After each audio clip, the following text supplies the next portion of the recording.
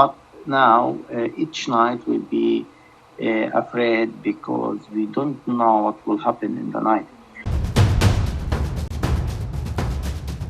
Now, that gentleman, by the way, underwent 22 surgeries, now has a leg amputation and is living in Egypt.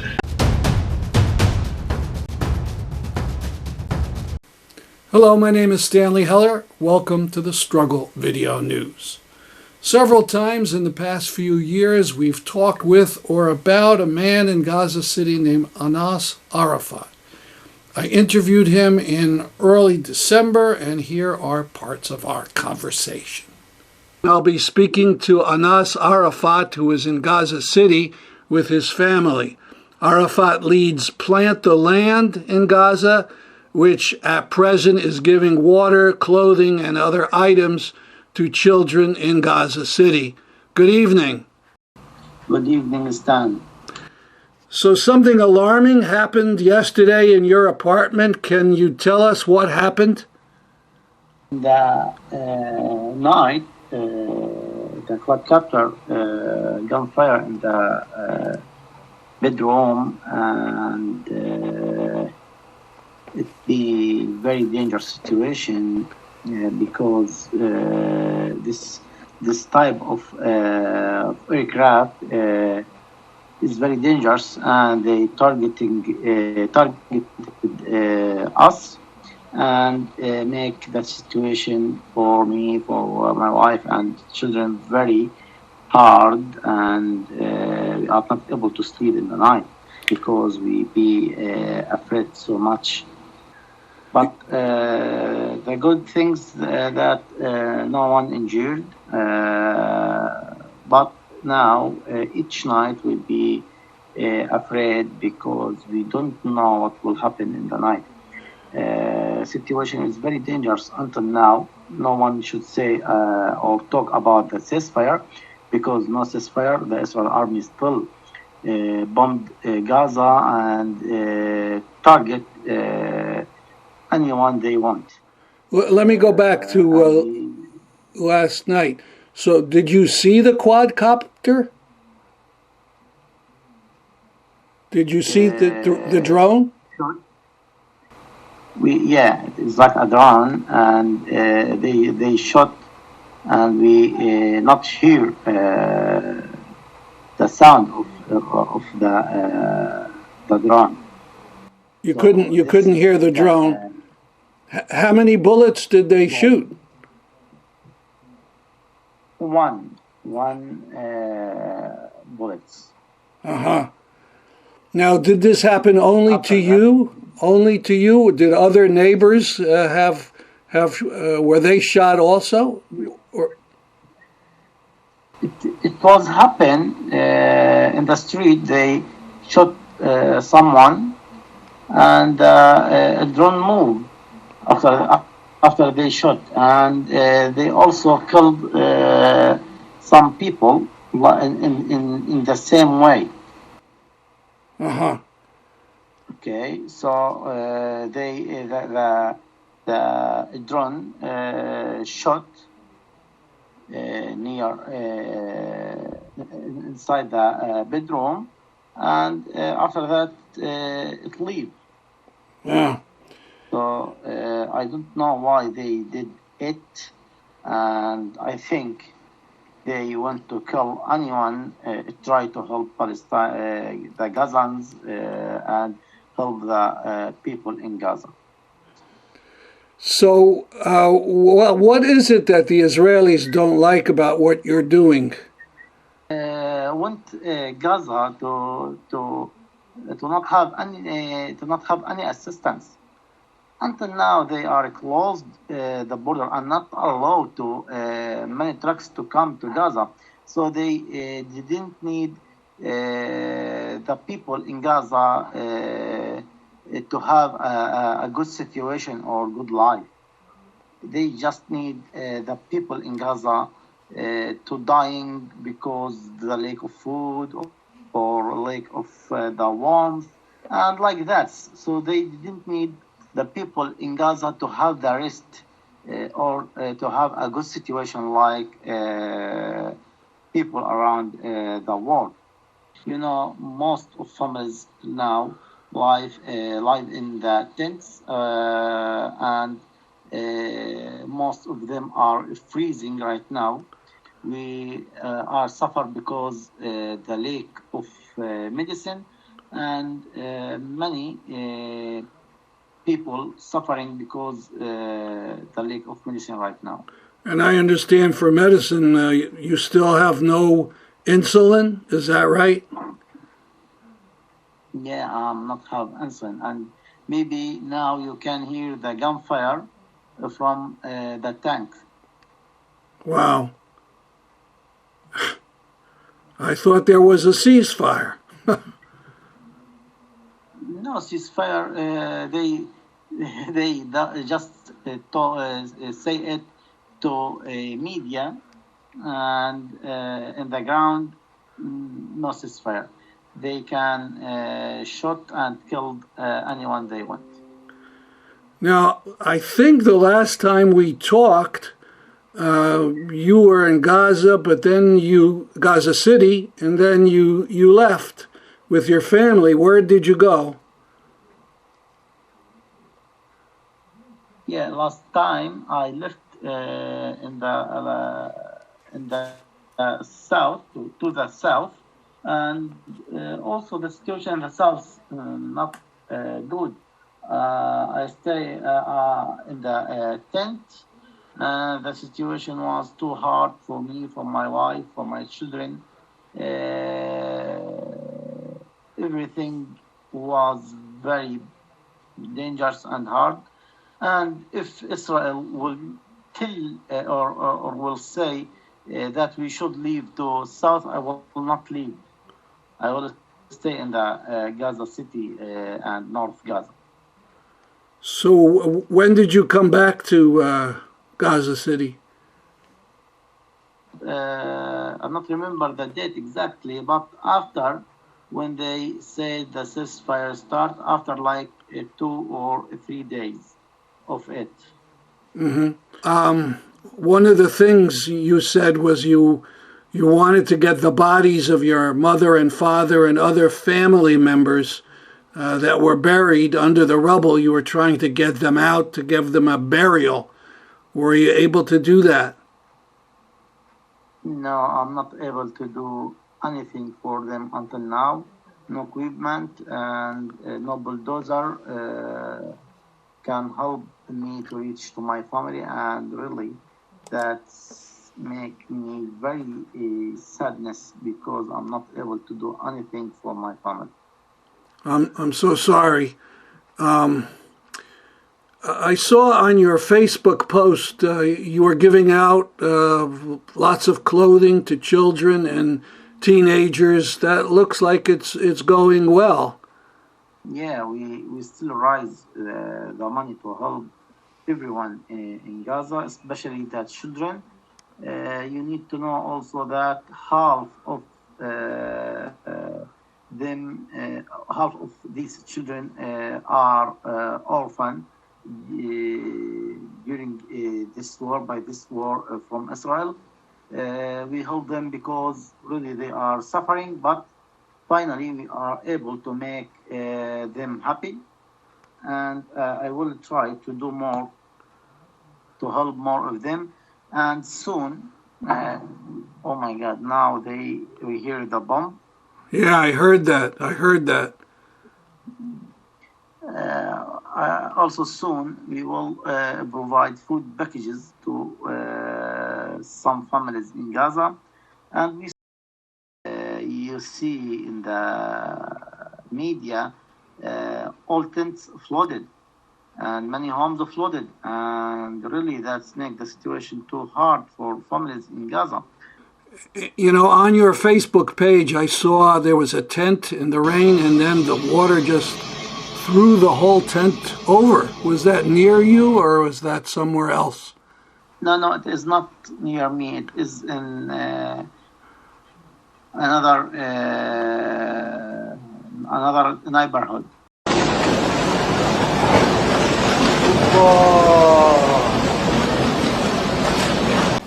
This will give you an idea what conditions are or people in the rain in Gaza for tens of thousands of people.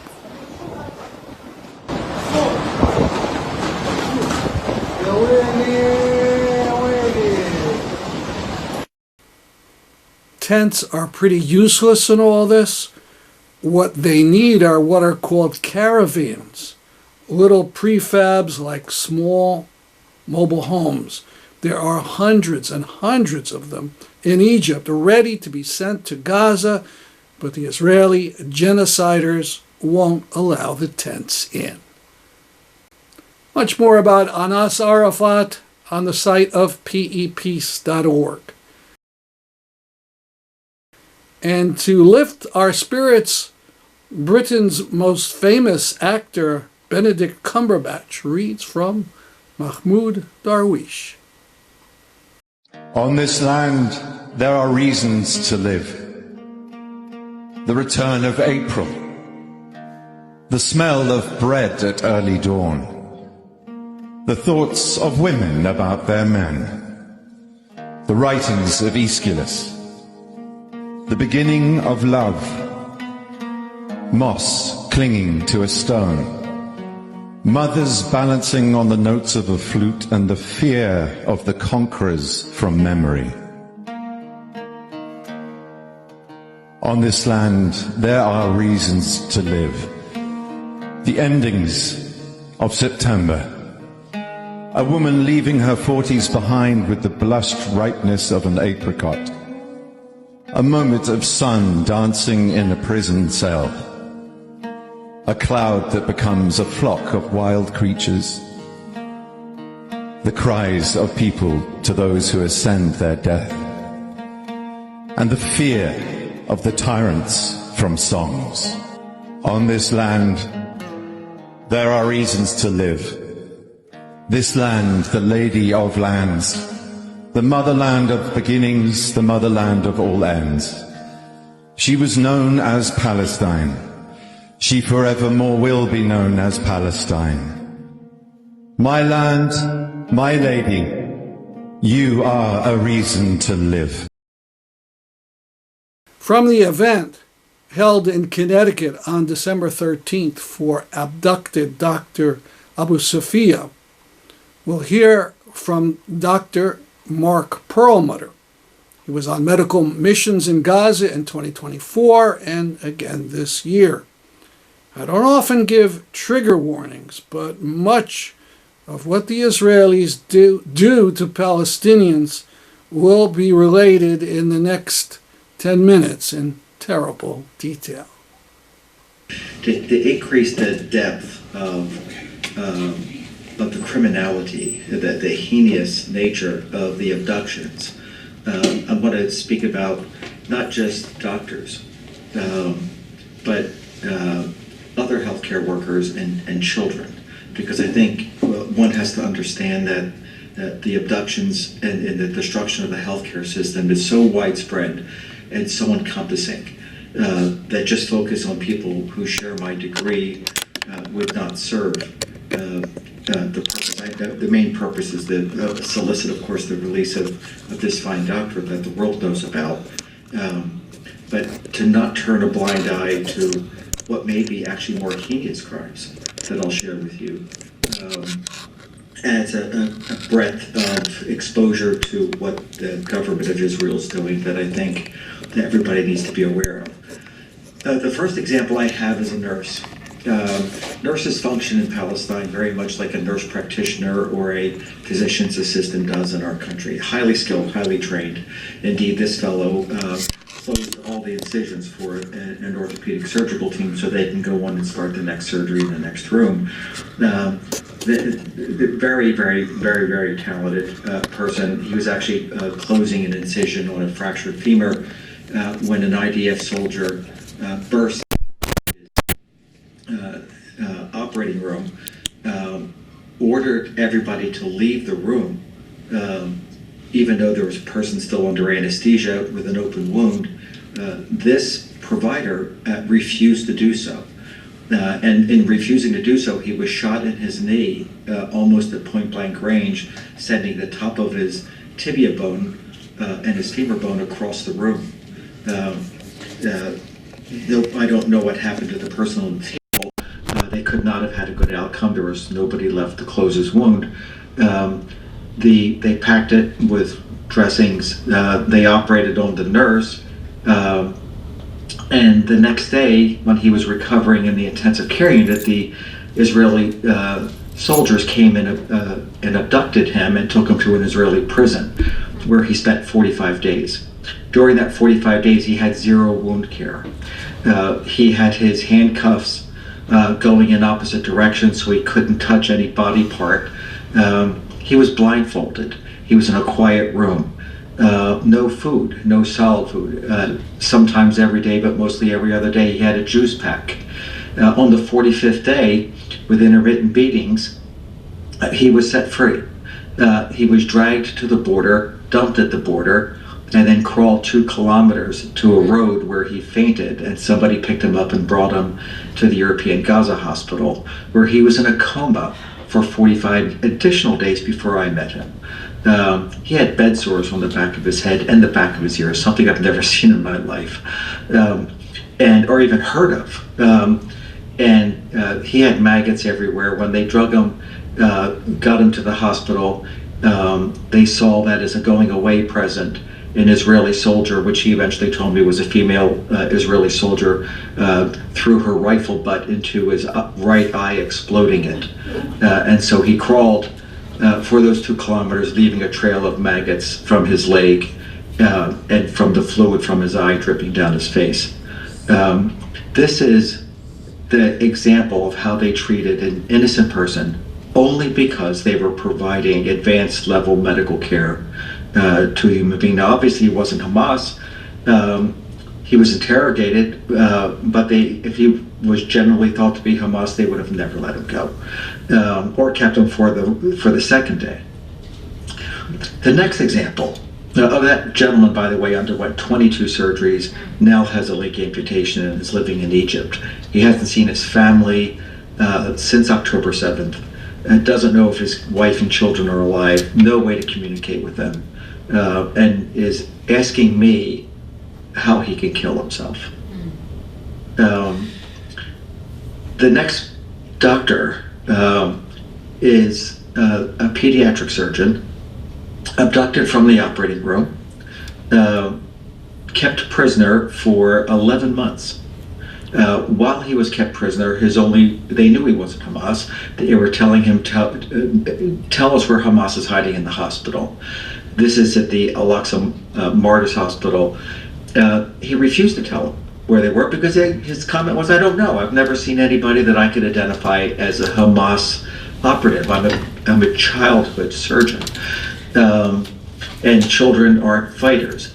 I don't know what you're asking.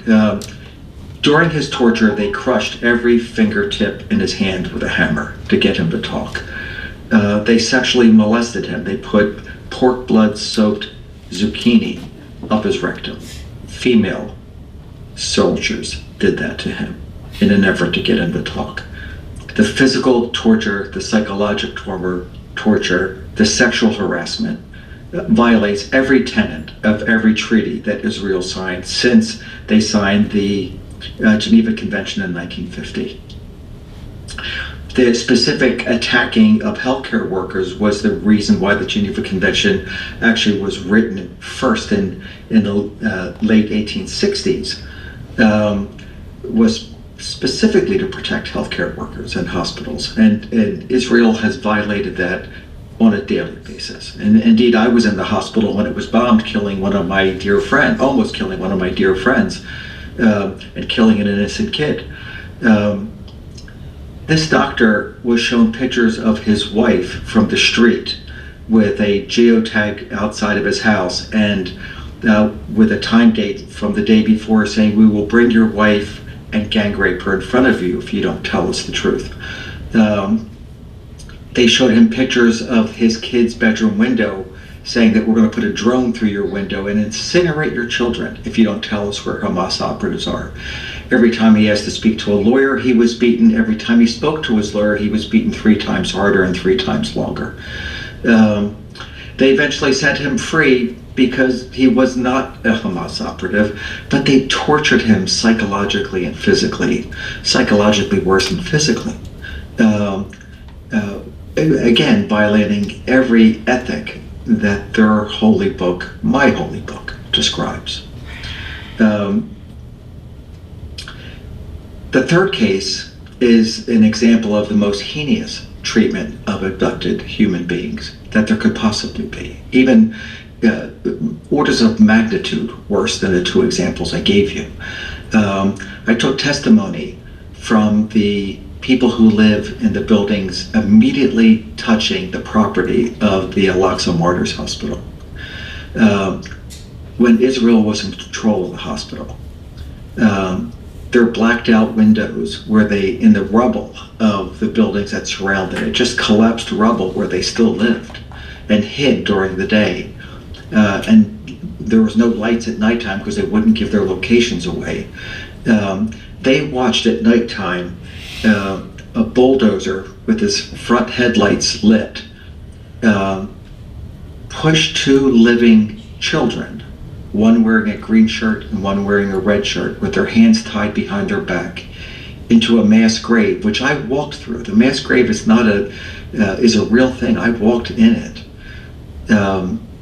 They pushed them into this mass grave, dumping dirt on top of them, and everybody heard their voices get muffled, their screamings slowly disappearing. When those graves were exhumed, they found two children with their hands tied behind their back, wearing a red and green shirt, right exactly where that person said they would be.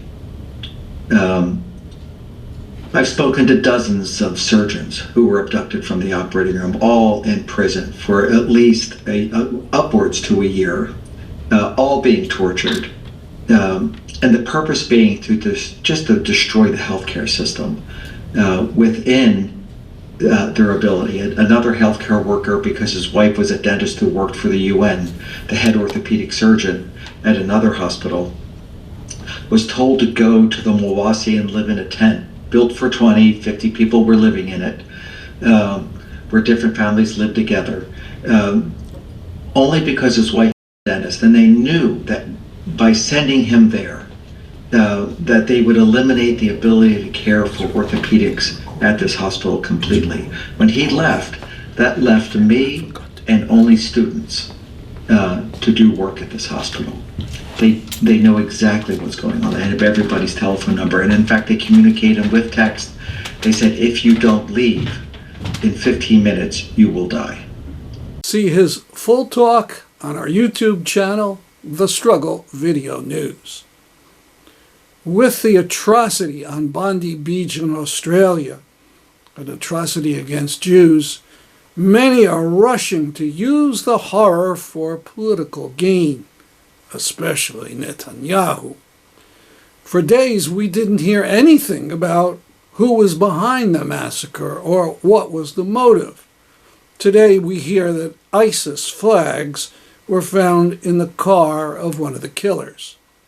ISIS, fascists with a religious covering. ISIS and Nazis are the enemies of all of us. One thing we do know is that a hero rushed and disarmed one of the killers. His name is Ahmed El-Ahmed, and he's a Syrian from Idlib. He was shot and injured by the other killer. This is him in a hospital bed. Notice the 3-star Syrian flag draped on his torso. This cover is fake, but more deserved than the big shot's Time usually celebrates as Person of the Year. About Syria, it's not often noted that Mahmoud Khalil was born in Syria. He talks about Syria in part of the interview I did with him at the Palestine Museum, US. But I mean, the repression, you can see it everywhere around you in Syria, to the point that, even your own parents wouldn't talk to you about politics because they would fear that the regime is listening, that you would see your neighbor being kidnapped in the middle of the night by the regime. And the hurtful thing is the Syrian regime back then, the Assad regime, used Palestine as a way to oppress its own people. Used that as a defender of the Palestinian cause, you cannot oppose it. And that what made so many Palestinians also revolt against the regime. Because Assad regime also committed massacres against Palestinians in Lebanon, like in Tel Zatar, or covering for the different Lebanese right-wing militias committing also violence against Palestinians. So that was, I think, part of the reasons why I felt that I was then like 16, 17 years old, but I felt that I needed also to join Syrians in their revolution against that regime that's using Palestine to go after its own people. And so you took part in some protests and then left. Could you just give us a little more about that? Yeah.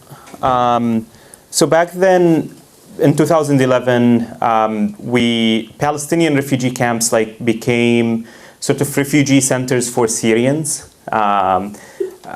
So the regime, for example, would attack a Syrian town around us. So most Syrians would take refuge in the Palestinian camps because they had some sort of an autonomy. Like, I wouldn't say like a big autonomy. Like, they were a little bit different from a Syrian community. So a lot of Syrians would come to the Palestinian refugee camps, take refuge in the schools, in the mosques.